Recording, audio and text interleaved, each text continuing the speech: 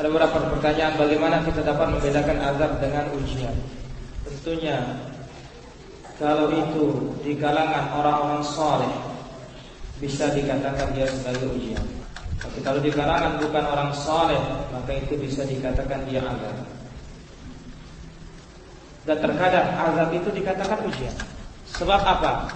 Kalau orang beriman yang ditimpa, kalau tidak ada dosanya menaikkan derajat. Tapi kalau ada dosanya sebagai pembersih dosa.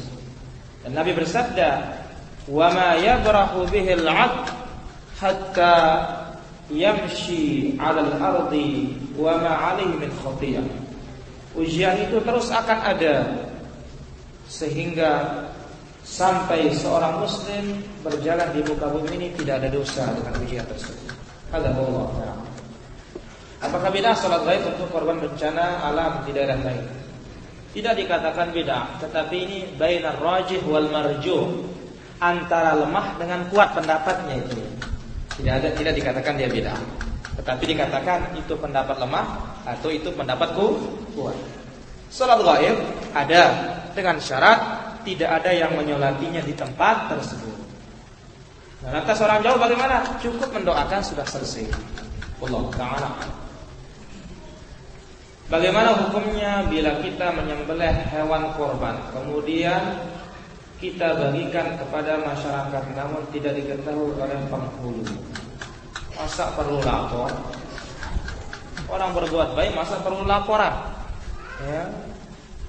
Penghulu itu tidak ada kaitannya dengan korban dan tidak.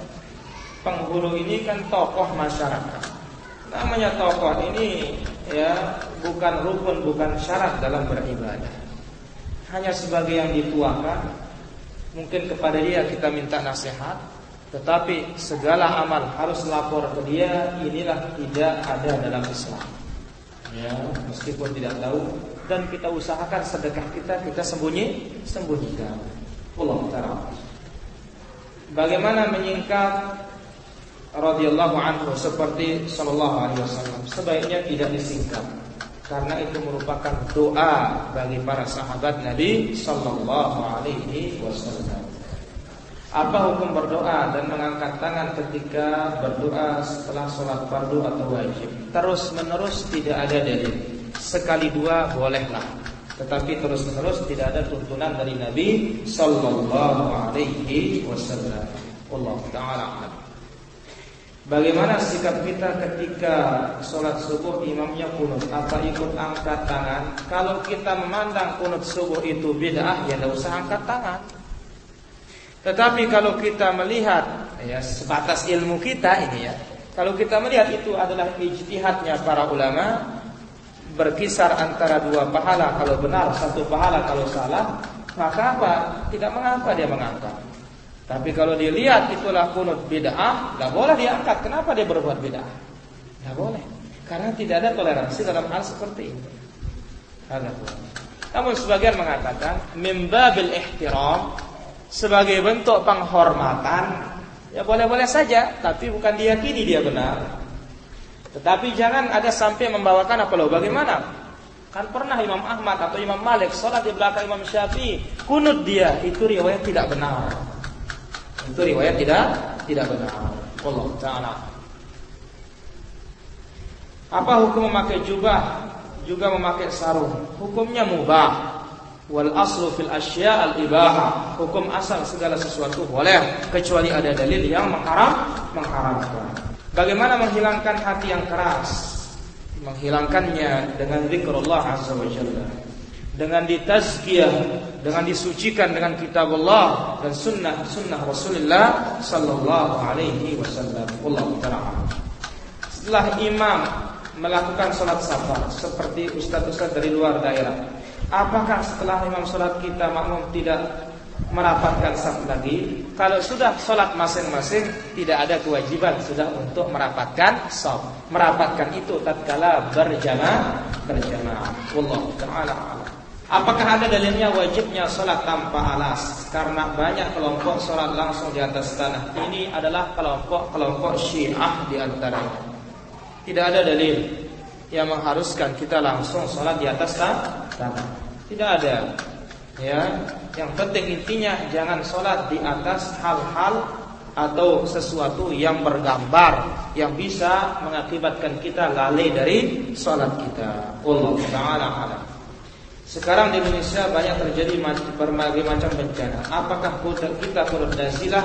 Kalau Pak SBY bilang kunut, kalau tidak doakan masing-masing saja. Ya, kemudian bantu mereka dengan apa yang kita miliki. Wallahu ta'ala a'lam. Bagaimana hukum orang yang tidak menggerakkan telunjuk pada waktu sholat? Ya, hukumnya adalah harus diajarkan supaya dia mengikuti sunnah. Ya, orang seperti itu nggak bisa, wah kamu bid'ah kamu. Tidak, ya, tidak. Atau mungkin dia mengambil dalil bahwa tidak sahih menggerakkan itu. Kita bisa dialog, tetapi tidak boleh kita saling benci. Ya, tidak boleh kamu bid'ah kalau begini, tidak. Ini masalah ijtihad a'immah dan kita melihat dalil yang paling sahih adalah menggerakkan telunjuk. Wallahu ta'ala. Baik. Kemudian apakah ada hadis sahih tentang pelarangan ilmu kebal? Ketahuilah, ya, hadis yang sahih tidak ada, tetapi cukuplah dengan amalan Nabi dan para sahabatnya. Nabi itu kebal apa tidak? Tidak kebal. Buktinya giginya patah, wajahnya luka. Sahabat banyak yang mati. Kita ini kok mau hidup perang itu loh, heran saya. Sahabat itu cari mati, kok kita cari hidup? Ini bagaimana ini? Jalan paling singkat untuk masuk surga jihad, tapi jihad yang syar'i. Ya. Ini enggak pakai ilmu kebal supaya hidup terus. Kemudian apa? Ilmu kebal itu isti'anah bisyaitan, minta tolong kepada setan dan jin dengan baca-bacaan dan semisalnya. Jadi tidak ada ilmu kebal. Jadi bagaimana cara membantahnya? Nabi kebal apa tidak? Ini kan pakai Quran. Nabi itu kepada siapa turunnya Quran itu? Kepada Nabi. Tapi kenapa Nabi tidak kebal? Justru seharusnya Nabi butuh kebal. Kenapa? Karena dunia yang dilawan saat itu. Sahabat harusnya butuh ilmu kebal. Kenapa? Mereka sedikit. Tapi ingat, kalau memang belum takdir kita tidak mati, tidak akan mati.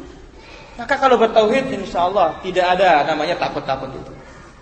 Ya, tidak ada sudah. Ini karena kita tidak bertauhid, akhirnya seperti itulah kita. Jadi tidak ada ilmu kebal.